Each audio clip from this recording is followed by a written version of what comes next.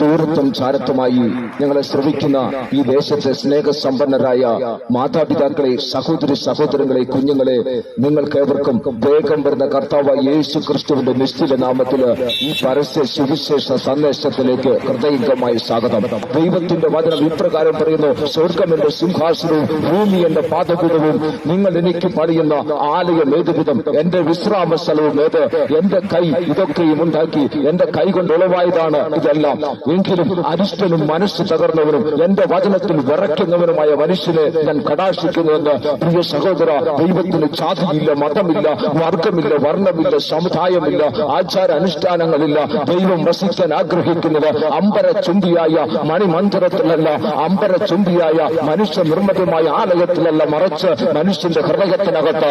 അതേ, ജാതിയുടെയും മതത്തിന്റെയും പേരിൽ വർഗീയ കലാപം അഴിച്ചുവിടുന്ന പ്രിയ സഹോദരങ്ങളെ, ഒന്ന് നിൽക്കൂ, ഒരു നിമിഷം ചിന്തിക്കൂ. അതെ, അനേകർ കൊന്നുകൂട്ടുമ്പോൾ, ഈ ഭാരതത്തിൽ ചോരപ്പൽ ഒഴുക്കുമ്പോൾ, അനേക ഭവനങ്ങൾ ചുറ്റരിക്കുമ്പോൾ, അനേക മനുഷ്യർ തീ വെച്ച് കൊല്ലുമ്പോൾ, അനേക മനുഷ്യർ ഒറ്റ കബന്ധങ്ങളായി ഈ ലോകത്തിലേക്ക് വലിച്ചെറിയുമ്പോൾ, ഒരു അമ്മ സ്വന്തം മകനെ വിളിച്ചു വരുത്തി ഈ സഹോദരിയുടെ മുമ്പിൽ നിർത്തിയിട്ട് ആ മകനെ കൊണ്ട് ആ സഹോദരിയുടെ ക്രൂരമായി ബലാത്സംഗം ചെയ്യിപ്പിച്ചപ്പോൾ, അതെ പ്രിയ അമ്മയെ, പ്രിയ മാതാവെ, നിങ്ങൾ എന്ത് നേടി? അതെ, നിങ്ങളെപ്പോലൊരു സഹോദരിയെ സ്വന്തം മകനെ കൊണ്ട് ക്രൂരമായി ബലാത്സംഗം ചെയ്യിപ്പിച്ചപ്പോൾ നിങ്ങൾക്ക് എന്താണ് അതിന് ലഭിച്ചത്?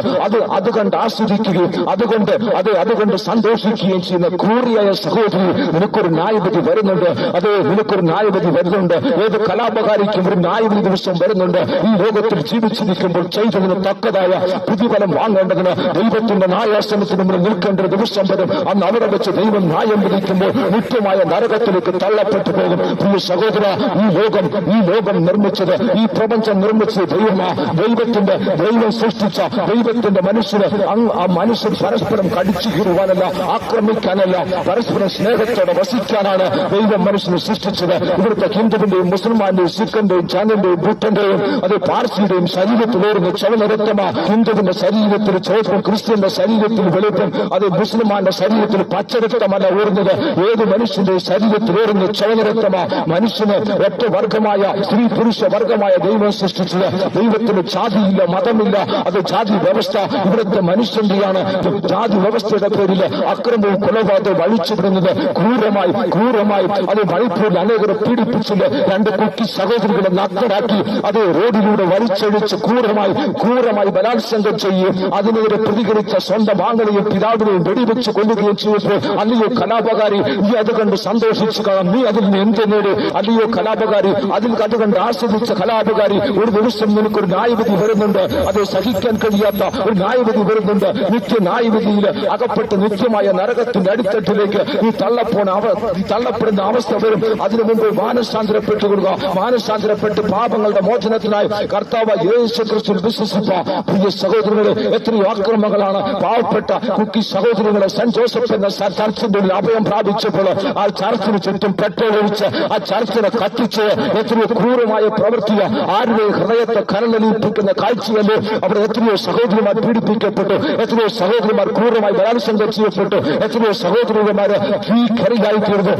മീററ്റിൽ, സൂററ്റിൽ, ജബൽപൂർ, ഫതൽപൂർ, ഗുജറാത്തില്, അത് വെസ്റ്റ് ബംഗാളില്, ബോംബെയില്, അതുപോലെ നമ്മുടെ കോയമ്പത്തൂർ നടന്ന് അനേക വർഗീയ കലാപങ്ങളല്ലേ. വർഗീയ കലാപങ്ങൾ അഴിച്ചുവിടുമ്പോൾ ഓർക്കുക, ദൈവത്തിന് ജാതിയില്ല, മതമില്ല, വർഗമില്ല, വർണ്ണമില്ല, സമുദായമില്ല, ആചാര അനുഷ്ഠാനമില്ല. ദൈവം വസിക്കാൻ ആഗ്രഹിക്കുന്ന മനുഷ്യന്റെ ഹൃദയത്തിലത്ര മനുഷ്യന്റെ ഹൃദയത്തിൽ തിന്മ വസിക്കുന്നത് കൊണ്ട് ദൈവത്തെ സ്നേഹിക്കാൻ കഴിയുന്നില്ല. ദൈവത്തിന്റെ വചനം ഇപ്രകാരം പറയുന്നു: മറ്റൊരുത്തിനും രക്ഷയില്ല, നാം രക്ഷിക്കപ്പെടുവാൻ ആകാശത്തിന്റെ കീഴിൽ മനുഷ്യരുടെ ഇടയിൽ നൽകപ്പെട്ട മറ്റൊരു നാമമില്ല. ഏകനാമം, ഏക വഴി, അത് കർത്താവ് യേശു ക്രിസ്തു എന്ന നാമം മാത്രം. മനുഷ്യന്റെ പാപങ്ങൾക്ക്, ശാപങ്ങൾക്ക് സമ്പൂർണ്ണ പരിഹാരം വരുത്തുവാൻ അത് മനുഷ്യൻ പാപത്തിന്റെ ജഡസാദൃശ്യമായതുകൊണ്ട് മനുഷ്യന്റെ ജഡത്തിന്റെ ബലഹീനത നിമിത്തം ന്യായപ്രമാണത്തിന് സാധിപ്പാൻ കഴിയാത്തതിന് സാധിപ്പാൻ പിതാവായ ദൈവമോ സ്വപുത്രന് പാപജടത്തിന്റെ സാദൃശ്യത്തിലും പാപനിമിത്തം ഈ ലോകത്തിലേക്ക് അയച്ച് ജഡത്തിൽ ശിക്ഷ വിധിച്ചു. കർത്താവ് യേശു ക്രിസ്തുവോ സ്വയം ഇഷ്ടത്താണ് പിതാവിന്റെ ഇഷ്ടം നിവർത്തിക്കേണ്ടതിന് ഒന്നാമത്തേതിനെ മാറ്റി രണ്ടാമത്തേതിനെ സ്ഥാപിക്കുവാൻ ഇതാ ഞാൻ വരുന്നു എന്ന് പറഞ്ഞുകൊണ്ട് കർത്താവ് യേശു ക്രിസ്തു കാൽവരി ക്രൂശിലേക്ക് യാഗപീഠത്തിലേക്ക് നടന്നെടുത്ത് ആ യാഗപീഠത്തിൽ കയറി കിടന്നു മാനവകുലത്തിന്റെ പാപങ്ങൾക്ക് വേണ്ടി, മാനവകുലത്തിന്റെ ശാപങ്ങൾക്ക് വേണ്ടി ജനത്തിൽ തന്റെ സ്വന്തം ജനത്തിന് അല്ലെ ശിക്ഷ ഏറ്റുവാങ്ങിക്കൊണ്ട് കർത്താവായ യേശു ക്രിസ്തു കാൽവരി ക്രൂശിൽ യാഗമായി തീർന്ന് മരിച്ച് അടക്കപ്പെട്ട് ഉയർത്തെഴുന്നേറ്റ് ഇന്നും ജീവിക്കുന്നു. അതേ കാരിരുമ്പിന്റെ കരുത്തുള്ള കാവൽ പട്ടാളത്തിന്റെ കരങ്ങൾക്ക്, കാവൽ കൂട്ടത്തിന്, അതുപോലെ കാരിലും പാണിക്ക്, കല്ലറയ്ക്ക് കർത്താവായ യേശു ക്രിസ്തുവിനെ അടക്കി വെക്കാൻ കഴിയില്ല. തിരുവഴുത്തിൻ പ്രകാരം മൂന്നാം നാൾ ഉയർത്തെഴുന്നേറ്റ് ഇന്നും ജീവിക്കുന്നത് കൊണ്ട് ആ യേശു ക്രിസ്തു വിശ്വസിക്കുന്നവന് പാപമോചനമുണ്ട്. യേശു ക്രിസ്തു വിശ്വസിക്കുന്നവന് ശാപത്തിൽ നിന്ന്, നിത്യമരണത്തിൽ നിന്ന് നിത്യമായ സ്വർഗത്തിലേക്ക് പുതുവഴിയുണ്ട്. യേശു ക്രിസ്തു പ്രകാരം പറയുന്നു, ഞാൻ തന്നെ വഴിയും സത്യവും ജീവനുമാകുന്നുവെന്ന്. അതേ യേശു ക്രിസ്തു അത്ര ഏകവഴി, അസത്യത്തിൽ നിന്ന് സത്യത്തിലേക്ക്, ഇരുട്ടിൽ നിന്ന് പ്രകാശത്തിലേക്ക്, അന്ധകാരത്തിൽ നിന്ന് കൂരിട്ടിൽ നിന്ന് നിത്യമായ തേജസ്സിലേക്ക്, അതേ ശാപത്തിൽ നിന്ന് പാപത്തിൽ നിന്ന് നിത്യമായ സ്വർഗത്തിലേക്ക്, മരണത്തിൽ നിന്ന് അതേ നിത്യമായ അതേ മരണത്തിന്റെ അടിത്തട്ടിൽ നിന്ന് നിത്യമായ നരകത്തിൽ നിന്ന് നിത്യമായ സ്വർഗത്തിലേക്കുള്ള ഏകവഴി കർത്താവ് യേശു ക്രിസ്തു. യേശു ക്രിസ്തുവിടെ അല്ലാതെ ആർക്കും നിത്യമായ സ്വർഗത്തിലെത്തി ചേരുവാൻ കഴിയത്തില്ല. സ്വർഗത്തിലേക്കുള്ള ഏകവഴി യേശു ക്രിസ്തുവാകൊണ്ട് യേശു ക്രിസ്തു വിശ്വസിച്ചു. അതേ യേശു ക്രിസ്തു എന്ന ഏകവഴി, ഏക സത്യം യേശു ക്രിസ്തു. അത്ര എന്താണ് സത്യം? 2024 വർഷം മുമ്പ് അതേ പാലസ്തീന്റെ പച്ചമണ്ണിൽ നിന്ന് ഒരുവൻ ഉയർത്തെഴുന്നേറ്റിരിക്കുന്നു. കല്ലിനും കല്ലറയ്ക്കും കാവൽക്കൂട്ടത്തിനും കാരിലും പാണിക്കും അടച്ചു വെക്കാൻ കഴിയാതെ കർത്താവ് യേശു ക്രിസ്തു തിരുവഴുത്തിൻ പ്രകാരം ഉയർത്തെഴുന്നേറ്റിരിക്കുന്നു. അനേകരുടെ കളവ് അടയപ്പെട്ട് കിടക്കുമ്പോൾ, അനേകർ മണ്ണോട് മണ്ണായപ്പോൾ, അനേകർ അസ്ഥി കൂമ്പാരമായി ശേഷിക്കുമ്പോൾ ഞങ്ങൾ പ്രസംഗിക്കുന്ന കർത്താവ് യേശു ക്രിസ്തുവിന്റെ കളവ ഇന്നും തുറക്കപ്പെട്ട് കിടക്കുന്നു. കാലഘട്ടത്തെ, ചരിത്രത്തെ രണ്ടായി തിരിച്ചുകൊണ്ട്, ഓടിയെന്നും വീശിയെന്നും രണ്ടായി തിരിച്ചുകൊണ്ട് കർത്താവ് യേശു ക്രിസ്തു ചരിത്രത്തിന്റെ നായകനായി, ഉലക നായകനായി ഉയർത്തെഴുന്നേറ്റ് ഇന്നും ജീവിക്കുന്നവനാകൊണ്ട് ആ യേശു ക്രിസ്തു വിശ്വസിക്കുന്നവന് നിത്യമായ പാപമോചനമുണ്ട്. അത് ഞാൻ തന്നെ ജീവൻ. മനുഷ്യൻ ഈ ലോകത്ത് ആയുസ് 70, 80, 90 വർഷം മാത്രം. അതിനുശേഷം മനുഷ്യൻ മരിക്കും. ആ മനുഷ്യൻ നിത്യജീവൻ പ്രാപിക്കണമെങ്കിൽ യേശു ക്രിസ്തു അത്ര നിത്യജീവൻ. കർത്താവ് യേശു ക്രിസ്തു മാനവകുലത്തിനു വേണ്ടി കാൽവരി ക്രൂശില് തന്റെ ജീവൻ ഏൽപ്പിച്ചു കൊടുത്തു. കർത്താവ് യേശു ക്രിസ്തുവിന്റെ മരണം ഒരു കൊലപാതകമല്ലായിരുന്നു, ആത്മഹത്യയല്ലായിരുന്നു, ആരുടെയെങ്കിലും പ്രേരണയും ചെയ്തല്ല, മറിച്ച് മാനവകുലത്തിന്റെ മോചനത്തിനു വേണ്ടി, മാനവകുലത്തിന്റെ വിടുതലിന് വേണ്ടി, മാനവകുലത്തിന്റെ പാപങ്ങൾ എഴുതി തള്ളേണ്ടതിനു വേണ്ടി കർത്താവ് യേശു ക്രിസ്തു തന്റെ ശരീരത്തില് മനുഷ്യന്റെ പാപങ്ങളെ വഹിച്ചുകൊണ്ട്, ശാപങ്ങളെ വഹിച്ചുകൊണ്ട് കാൽവരി ക്രൂശിൽ അത് മരിച്ച് യാഗമായി തീർന്നു. ജീവനെ ഏൽപ്പിച്ചു കൊടുത്ത് 3-ാം ദിവസം ആ ജീവനെ തിരികെ പ്രാപിച്ച് ഓർത്തെഴുന്നേറ്റ് ജീവിക്കുന്നവനാക്കിയാൽ ആ യേശു ക്രിസ്തുവിലൂടെ മാത്രമേ നിത്യജീവനുള്ളൂ. പ്രിയ സഹോദര, മരണത്തിന് ശേഷം ഒരു ജീവിതമുണ്ട്. മരണത്തിന് ശേഷം നിത്യജീവൻ ലഭിക്കേണ്ടതിന്, നിത്യമോക്ഷം ലഭിക്കേണ്ടതിന്, നിത്യശാന്തി ലഭിക്കേണ്ടതിന് യേശു ക്രിസ്തുവിലൂടെ മാത്രമേ കഴിയത്തുള്ളൂ. അതുകൊണ്ട് യേശു ക്രിസ്തു വിശ്വസിക്കുകയും രക്ഷയ്ക്കേകപടി കർത്താവ് യേശു ക്രിസ്തു അത്ര രക്ഷിക്കപ്പെടുക എന്നാൽ കൈമാറ്റം നടക്കുന്നതിനാണ് രക്ഷ എന്ന് പറയുന്നത്. സ്വയ കേന്ദ്രീകൃതമായ ജീവിതം ദൈവ കേന്ദ്രീകൃതമായ ജീവിതമായി മാറ്റപ്പെടുന്നതിനാണ് രക്ഷിക്കപ്പെടുക എന്ന് പറയുന്നത്. രക്ഷ സൗജന്യമാണ്. ഏത് പാപിക്കും, അക്രമിക്കും, കൊലപാതകക്കും, പിടിച്ചുപറിക്കാരനും വ്യഭിചാരിക്കും രക്ഷപ്പെടാൻ മാർഗമുണ്ട്. യേശു ക്രിസ്തു വിശ്വസിച്ച മതിൽ ദൈവമേ പാപിയെ സ്നേഹിക്കുന്നു, പാപത്തെ വെറുക്കുന്നു.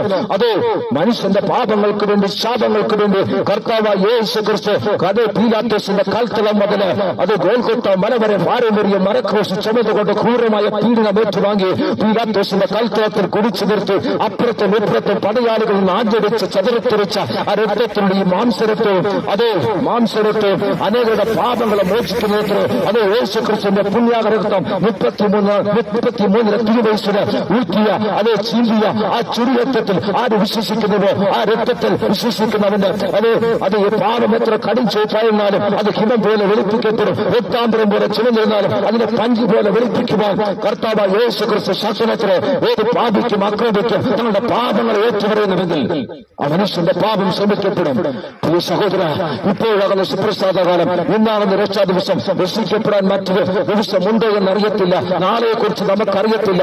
ഇന്നു മരിച്ചാൽ നിന്റെ ആത്മാവിടെ സർവ്വലോകവും നേടിയിട്ട് അത് തന്റെ ആത്മാവിനെ നഷ്ടപ്പെടുത്തിയാൽ എന്ത് പ്രയോജനമെന്ന് വിശുദ്ധ തിരുവഴുത്ത് ചോദിക്കുന്നു. പ്രിയ സഹോദര, ആത്മാവിന്റെ രക്ഷയ്ക്കായി യേശു ക്രിസ്തു വിശ്വസിച്ച് മതിയാകും. യേശു ക്രിസ്തുവിനെ മാത്രമേ രക്ഷ പ്രാപിക്കാൻ കഴിയത്തുള്ളൂ. പ്രിയ സഹോദരങ്ങളെ, പ്രിയ മാതാപിതാക്കളെ, പ്രിയ കുഞ്ഞുങ്ങളെ, യേശു ക്രിസ്തുവിനെ സ്വന്തം രക്ഷകൻ രക്ഷകനായി സ്വീകരിപ്പീൻ. മറ്റൊരു വഴിയില്ല, മറ്റൊരു സത്യമില്ല. പ്രിയരെ, ഈ ലോകം കാണാനിരിക്കുന്ന ഒരു മഹാത്ഭുതമുണ്ട്. ഇതുവരെ കാണാത്ത, പിന്നീട് ഒരിക്കലും കാണാൻ കഴിയാത്ത മഹാത്ഭുതം. ആ അത്ഭുതം എന്താണെന്നറിയാമോ? കർത്താവ് യേശു ക്രിസ്തു അതേ മധ്യാകാശത്തിൽ തന്റെ വിശുദ്ധ ദൂതന്മാരുമായി എഴുന്നള്ളി വരും. അത് കർത്താവിനെ സേവിക്കുന്നവർ, കർത്താവിനെ സ്വന്തം രക്ഷകനായി സ്വീകരിക്കുന്നവർ, കർത്താവിന് വേണ്ടി കാത്തിരിക്കുന്ന പ്രാക്കളെ പോലെ പറന്നു വരുന്ന ദിവസമുണ്ട്.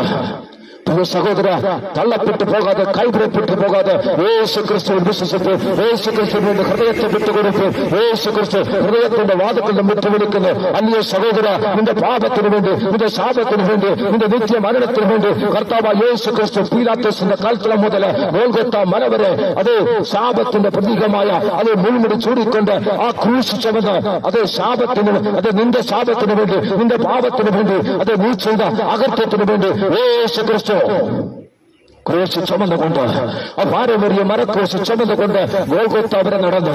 പ്രിയ സഹോദര, ആ കാൽവരിയിലേക്ക് നടത്തി വരാമോ? യേശുവിന്റെ സ്നേഹത്തെ ഒന്ന് മനസ്സിലാക്കാമോ? എനിക്കും നിനക്കും വേണ്ടി, പ്രിയ സഹോദര, പ്രിയ സഹോദരി, പ്രിയ മാതാവേ, എനിക്കും നിനക്കും വേണ്ടി കർത്താവ് യേശു ക്രിസ്തു യാഗമായി തീർന്നു. ആ യേശു ക്രിസ്തു വിശ്വസിക്കുന്നുവെങ്കിൽ, ഹൃദയത്തെ വിട്ടുകൊടുക്കുന്നുവെങ്കിൽ രക്ഷ പ്രാപിക്കാൻ ഇടയായി തീരും. കർത്താവ്, ഞാനൊരു പാപിയാണ്, എന്റെ പാപത്തിന്, ശാപത്തിന് വേണ്ടി നീ മരിച്ചു. അതെ, എന്റെ പാപത്തെ ക്ഷമിക്കണമേ, എന്റെ പാപത്തെ എഴുതി തള്ളണമേ എന്ന് ആര് പ്രാർത്ഥിക്കുന്നുവോ അവന്റെ പാപത്തെ ക്ഷമിക്കുവാൻ, അവന്റെ പാപത്തെ എഴുതി തള്ളുവാൻ കർത്താവ് യേശു ക്രിസ്തു ശക്തനത്രേ. ജീവപുസ്തകത്തിൽ പേരെഴുതി കാണാത്ത സകലത്തിലെ തീപ്പൊയ്യിൽ തള്ളിയിടുന്ന ദൈവത്തിന്റെ വചനം പറയുന്നു.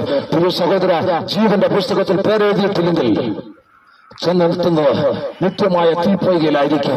അതെ, പുഴുവരിക്കുന്ന തീ കൊണ്ട് ഉൾപ്പെട്ട് വലിക്കുന്ന കിടാത്തത്തെയും ചാകാത്ത പുഴുവരിക്കുന്ന തീപ്പൊയ്കയിലേക്ക് വീഴാതിരിക്കണമെങ്കിൽ യേശു ക്രിസ്തുവിനെ രക്ഷകനായി സ്വീകരിക്കും. യേശു ക്രിസ്തുവിന് വേണ്ടി ഹൃദയത്തെ വിട്ടുകൊടുക്കും. കർത്താവേ, ഞാനൊരു പാപിയാണ്, എന്റെ പാപത്തിന് വേണ്ടി, ശാപത്തിന് വേണ്ടി നീ മരിച്ചു എന്ന് ഞാൻ വിശ്വസിക്കുന്നു. എന്നെ നിന്റെ മകനാക്കി തീർക്കണമേ എന്ന് ആര് പ്രാർത്ഥിക്കുന്നുവോ അവന്റെ പ്രാർത്ഥന കേട്ട് അവനെ വിടുവിക്കാൻ കർത്താവ് യേശു ക്രിസ്തു ശക്തനത്രേ.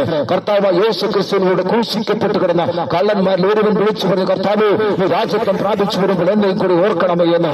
സകലരും കർത്താവ് യേശു ക്രിസ്തുവിന് ക്രൂശിക്കപ്പെട്ടാൽ കിടക്കുമ്പോൾ അത് ആ തന്നോടുകൂടെ ക്രൂശിക്കപ്പെട്ട കള്ളൻ കണ്ടത് യേശു ക്രിസ്തുവിനോട് നിത്യമായ രാജ്യത്വ, യേശു ക്രിസ്തുവിന്റെ സ്വർഗരാജ്യത്വ കണ്ടത്. യേശു ക്രിസ്തു അത് സകല രാജ്യത്തിന്റെ രാജാവെന്ന് മനസ്സിലാക്കിയ ആ കള്ളൻ വിളിച്ചു പറഞ്ഞു, യേശുവേ, ഈ രാജ്യത്വം വരുമ്പോൾ, നീ രാജാവായി വരുമ്പോൾ എന്റെ കൂടെ ഓർക്കണമേ എന്ന് യേശു അവനോട് പറഞ്ഞു, നീ എന്നോടുകൂടെ പരദീസായിരിക്കുമെന്ന്. പ്രിയ സഹോദര, നീ ഏത് പാപത്തിന്റെ കീഴിലോ, ശാപത്തിന്റെ കീഴിലോ, അക്രമത്തിന്റെ കീഴിലോ, കൊലപാതകത്തിന്റെ കീഴിലോ ആയിക്കോട്ടെ, ഈ തൽക്കാലം നിന്റെ പാപങ്ങൾ ഏറ്റുപറയുന്നുവെങ്കിൽ, നിന്റെ ശാപങ്ങളെ ക്ഷമിക്കുവാൻ നിന്നെ കരം പിടിച്ചുയർത്താൻ കർത്താവ് യേശു ക്രിസ്തു ശക്തനത്രേ.